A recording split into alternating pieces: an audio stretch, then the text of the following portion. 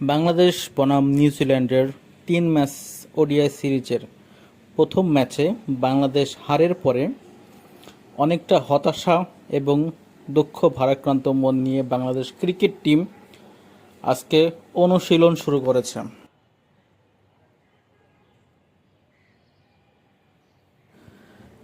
লক্ষ্য এবং উদ্দেশ্য দ্বিতীয় ম্যাচে কাঙ্ক্ষিত জয় তুলে এনে সিরিজ সমতায় ফিরিয়ে নিয়ে আসা এবং দ্বিতীয় ম্যাচকে সামনে রেখে বাংলাদেশ ক্রিকেট টিম অনুশীলনের আগে হালকা একটু ওয়ার্ম আপ করে নিচ্ছেন।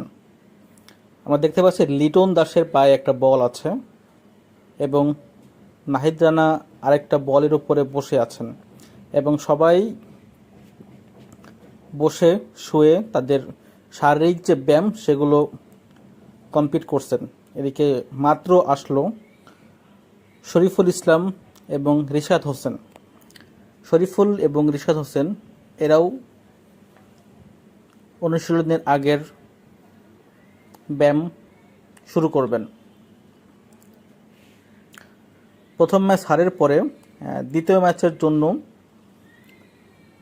তারা প্র্যাকটিস শুরু করেছেন এবং লক্ষ্য এবং উদ্দেশ্য এক।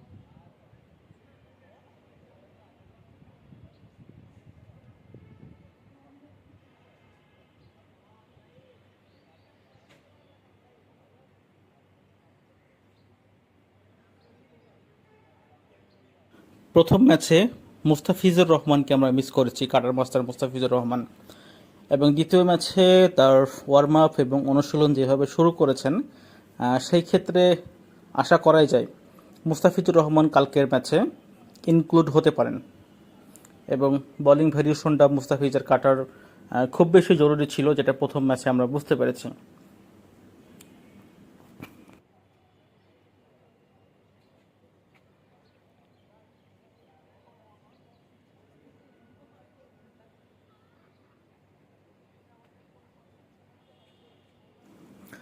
বাংলাদেশের জন্য শুভকামনা এবং দোয়া, ভালোবাসা। দ্বিতীয় ম্যাচ এবং তৃতীয় ম্যাচ জিতে সিরিজটা লুফে নিয়ে আসবে নিউজিল্যান্ডের কাছ থেকে।